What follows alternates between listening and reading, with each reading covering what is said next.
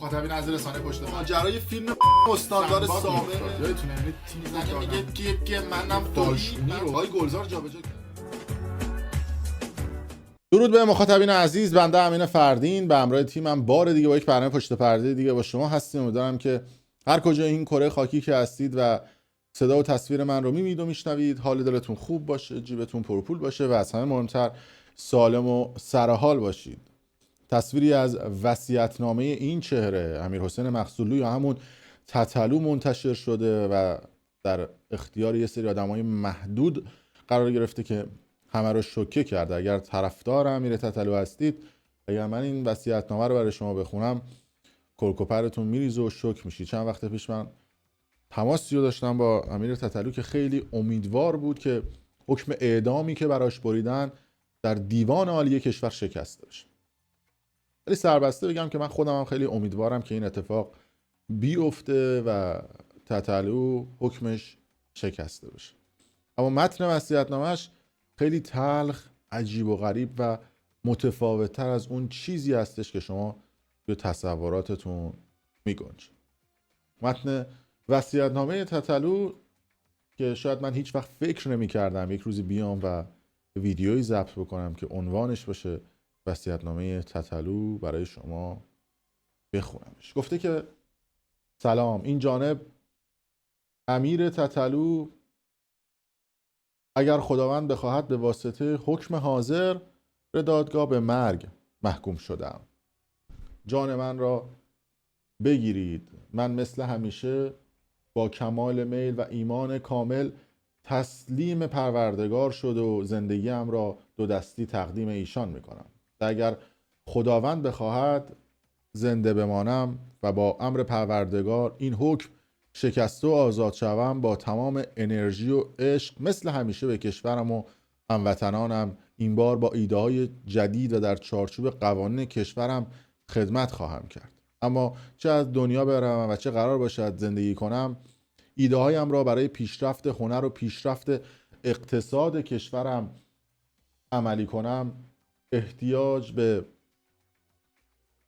پول و هزینه‌های زندگی و کارم دارم و در صورت مردن برای آینده خانواده‌ام احتیاج به همین پول دارم که خیالم از آیندهشان راحت باشد. و خیال راحت مثل یک مرد با غیرت ایرانی این جهان را ترک کنم. پس خواهشمندم همه کسانی که با این جانب مجانی بابت اینجاشو نمیتونم بخونم دوستان، از همه کسانی که با تبلیغات مجانی من که آن هم البته لطف پروردگار بوده که من به واسطه‌شم با جایگاه و مقام و شهرت و درآمدزایی و ثروت رسیدم و تمام کسانی که خودشان میدونن که به من بدهکارند، هرچه سریعتر دین خودشان را قبل از حکم عملی حکم دادگاه دیگه فکر کنم عملیه، حکم عملی دادگاه ادا کنم و در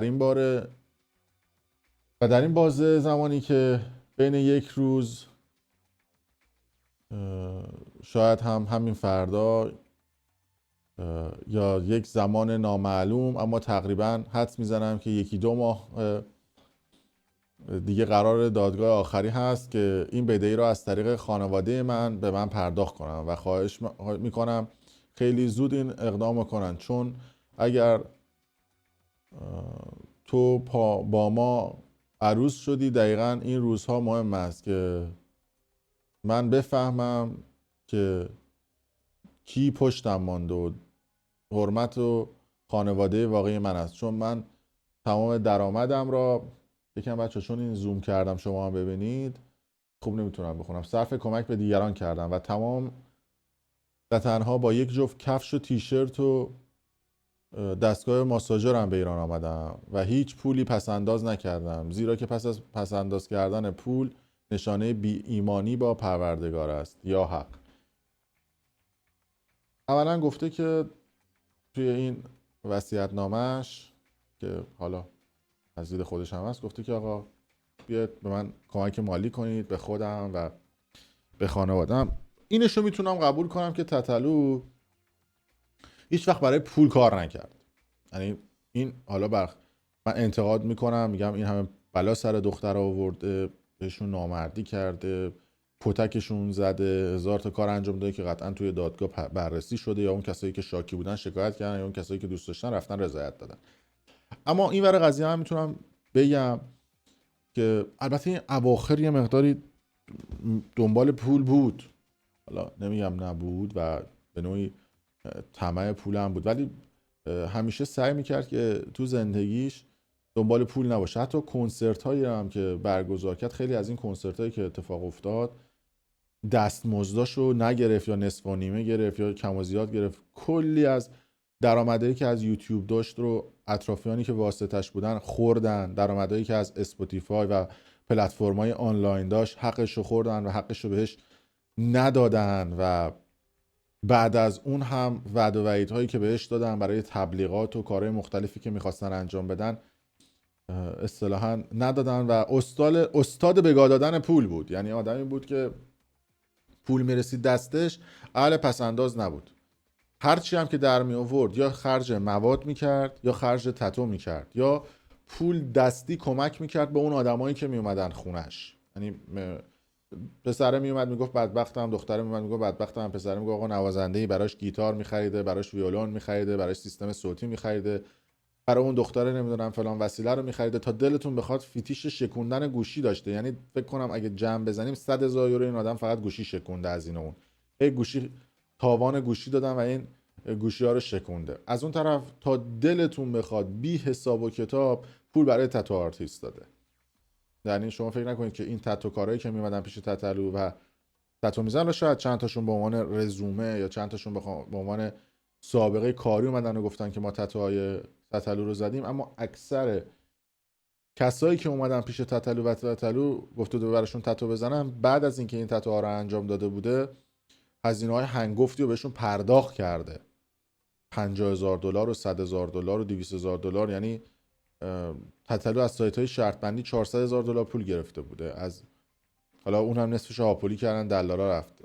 از کنسرتایی که توی گرجستان و ترکیه داشت مجموعاً اگه ما جمع بزنیم شاید $300,000 یا $200,000 گیرش اومده بوده، چون پولی رو دریافت نکرد. حتی برای قرارداد کنسرت‌های خارج از کشورش خونه گرفته بود، یعنی گفته بود این خونه من به همراه اجاره 1 سالش رو با تجهیزات داخلش رو به من بدید، دستمزد من، و من میام کنسرت رو اجرا میکنم. پول دستی نداشت. یعنی حتی تتلو در ترکیه حساب بانکی نداشت. یکی از دلایلی که تتلو خیلی سخت داشتن براش تلاش میکنن که ویزای اروپاشو بگیره بیاد اروپا کنسرت بذاره، به خاطر عدم داشتن حساب بانکی توی ترکیه و گردش مالی بود. میدونید که شما ویزای شنگن بخواید بگیرید بعد حساب بانکی داشته باشید توی ترکیه و گردش مالی داشته باشید که عملاً تتلو اینو نداشت و گردش مالی نداشت و همین باعث شده بود که پولی هم نداشته باشه. بعد از این هم که رفت ایران واقعاً پولی رو با خودش ایران نبرد و هرچی پول داشت، هرچی وسیله داشت و خونش و وسیله‌ای که تو خونش بود